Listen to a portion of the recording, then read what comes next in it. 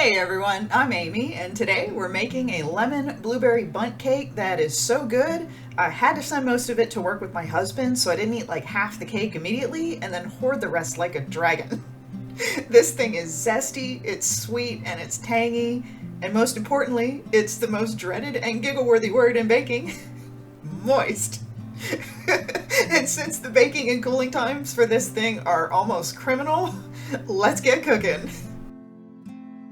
Start by preheating the oven to 325 degrees and grease a 10-inch bundt pan like this one. You can use butter or oil, but I always like using butter for a bundt because it has such a better flavor. Then sprinkle a little flour in there and shake it and tap it around until the pan is nicely greased and floured. You don't want too much of either though, because if you have too much, it can discolor the cake while it's cooking. But you do want a nice thin layer of both, so about a tablespoon of butter and a teaspoon or two of flour should be plenty. Then set this to the side and let's get working on our cake batter.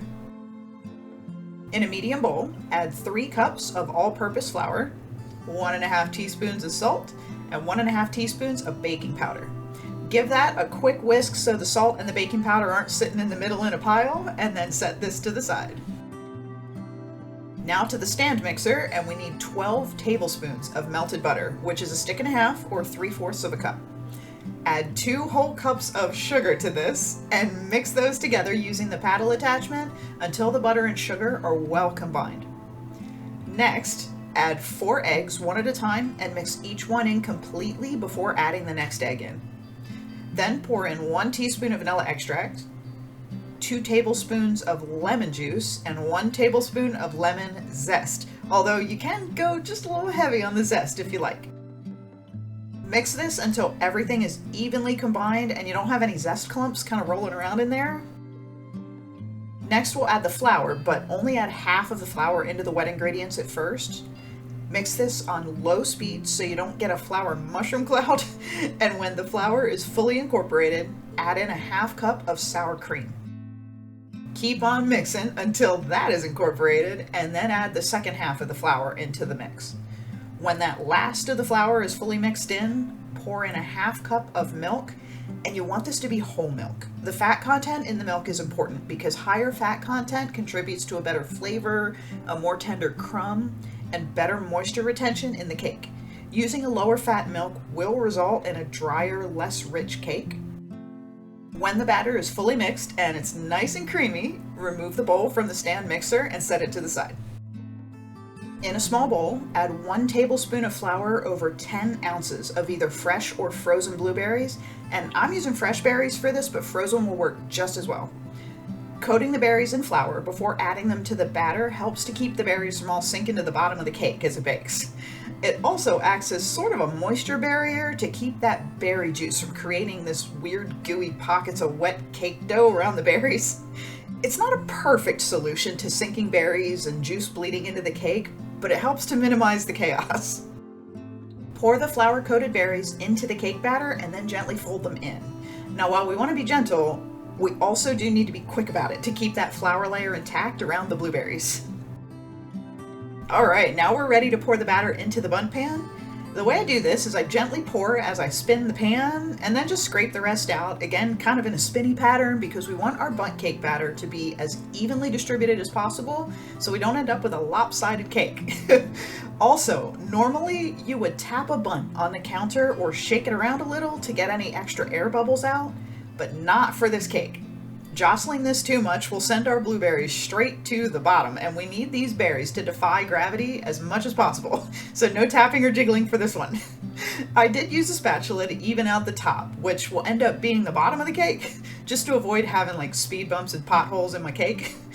Bake this at 325 degrees for 65 to 80 minutes, or until the top is beautifully golden brown and a toothpick inserted into the cake comes out clean. Yeah, I know, that is a really long bake time. I needed the entire 80 minutes for my cake, but your oven time may vary, so I would recommend starting at that 65-minute mark and then add time as you need it. When the cake is done, it's time to let it cool. And now this needs to cool in the pan for an hour. Yes, a whole nother hour. It's criminal because my kitchen smells like a bakery and I don't want to wait another hour for this cake, but I'll be good and I'll see you in an hour. Okay, it's about 10 minutes before the cake is ready to come out of the pan, so let's whip up our glaze. In a small mixing bowl, add 4 tablespoons of melted butter and 1 cup of powdered sugar, and whisk these together until they're combined. This will be pretty thick, and it'll try to become like a buttery sugar ball in the whisk, but just mix for about 30 seconds till they come together in that sticky sort of ball. Now add 2 tablespoons of lemon juice, and this can be either fresh squeezed or bottled, and whisk this together until it's nice and smooth. I would recommend giving it a taste to see if you're happy with the amount of lemon at that point. If you want more lemon, add up to 1 more tablespoon of lemon juice and whisk that in. Then let this glaze sit for 10 minutes so it can thicken. And it's been an hour, so let's get this cake glazed. Place a plate or a cooling rack upside down on the Bundt pan and then flip it over. Give the pan a tap and the cake should just drop right out. Now if it doesn't, you can use a small spatula to gently disconnect it from the sides of the pan. Yeah, but look at that beautiful cake. It's nicely golden, and you could even see that our blueberries did not all sink to the bottom. It's fabulous. For the glaze, drizzle it over the cake and just keep on drizzling until you're happy with the amount of glaze on your cake. I used every little bit of it because I just can't get enough lemon glaze, but you can always go lighter if you like your cake with a little less glaze. Then slice into this monster and dig in.